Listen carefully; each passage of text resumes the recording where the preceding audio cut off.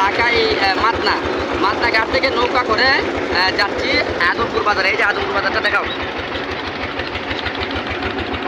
এটা হলো আদমপুর বাজার। তারপরে আদমপুর থেকে আমাকে ফোন করছে, তারা রিসিপশন করে নিয়ে যাবে আবদুল্লাপুরে। এখানে আরও প্রাসঙ্গিকে আমার সঙ্গে রয়েছে নূরপুর, ইসাপুর, কৈর, এই কয়েকটি গ্রামের কয়েকজনের সাথে যোগাযোগ হয়েছে আসলে এদিকে চিকিৎসার জন্য। আসলে এখানে কিন্তু এখন কিন্তু চৈত্র মাস, কিন্তু পুরা বাসায় এখানকার দৃশ্য গরু দেখাও।